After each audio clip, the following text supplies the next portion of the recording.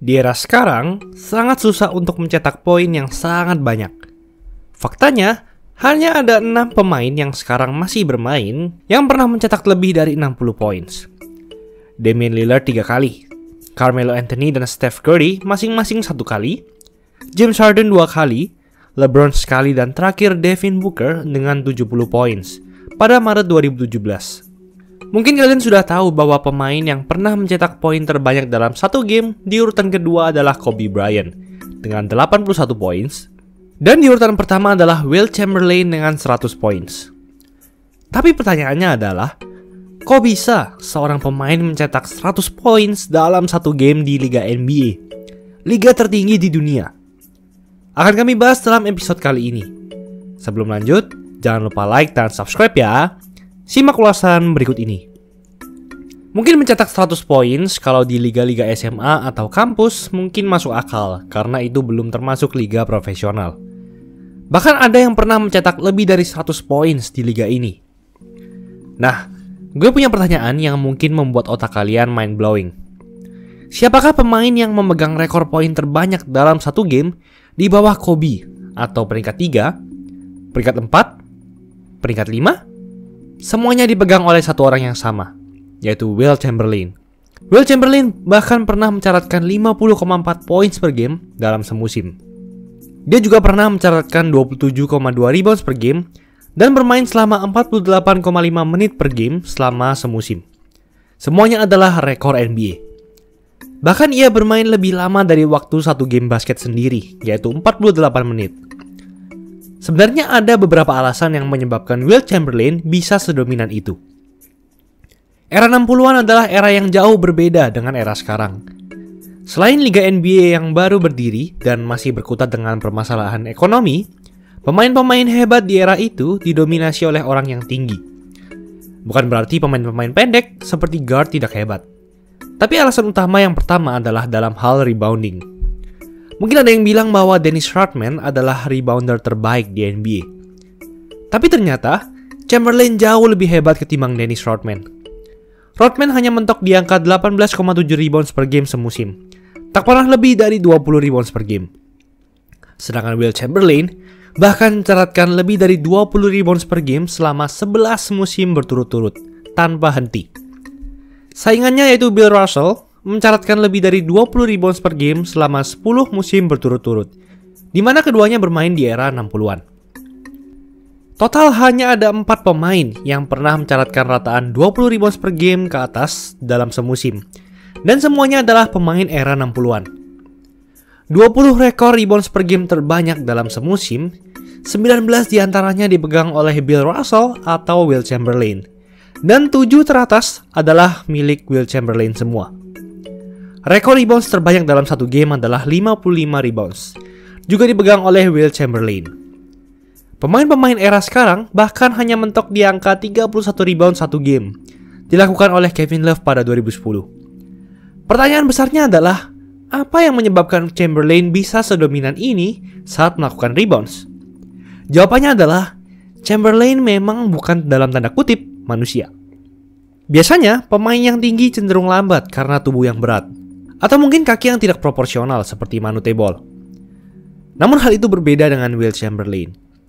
Ia punya tinggi badan 216 cm, sama seperti Shaq, atau mungkin di Indonesia sama seperti Max Shanto, namun punya kecepatan dan kelincahan layaknya small forward. Wilt dulunya adalah atlet lari sekaligus atlet lompat tinggi.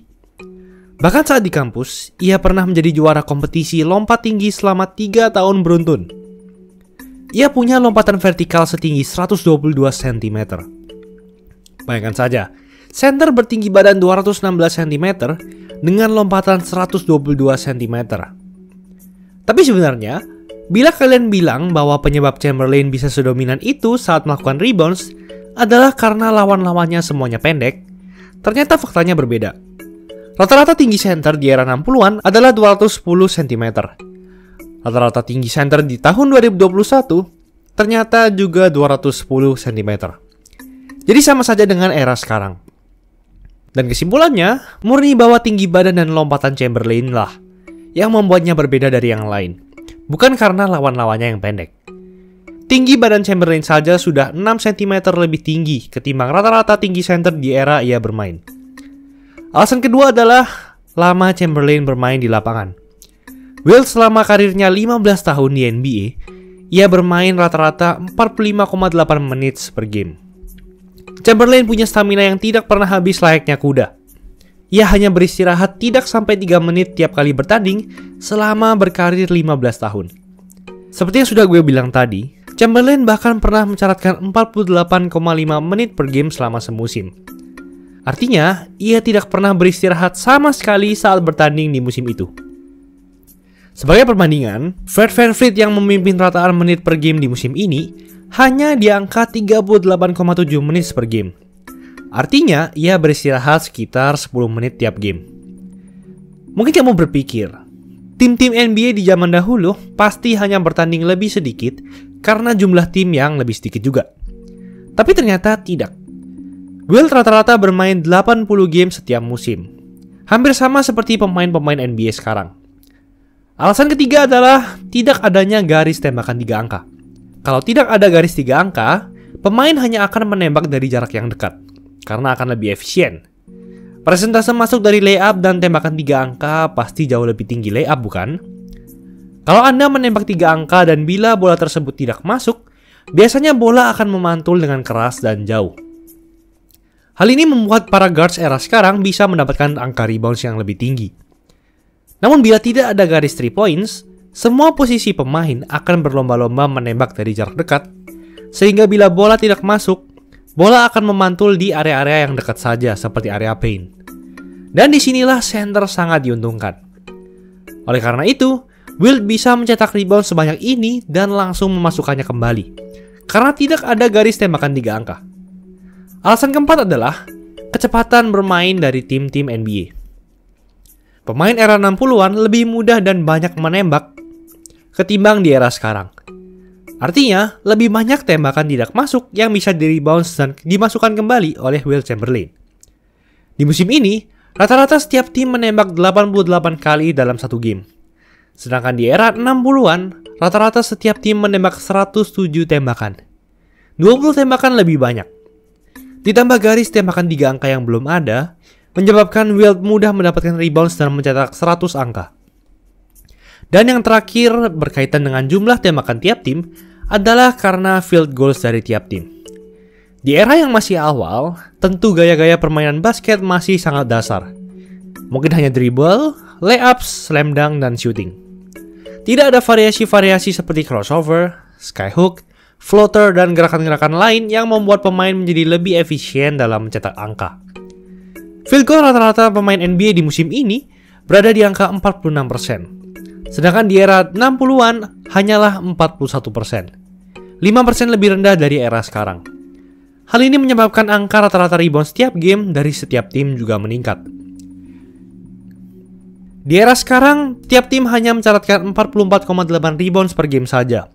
Sedangkan di era 60-an, setiap tim mencatatkan 71,4 rebounds per game.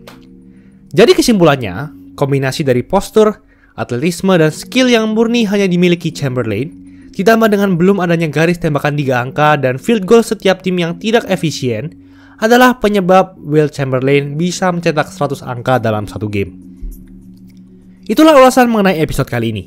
Yo guys, buat kalian yang mau cari-cari jersey basket, langsung aja cek sosmed @easysportswear. Tersedia di Shopee, Instagram, dan Tokopedia. Kuy, buruan diserbu.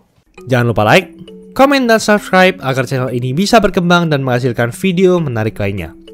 Thanks for watching. I'll see you in the next video.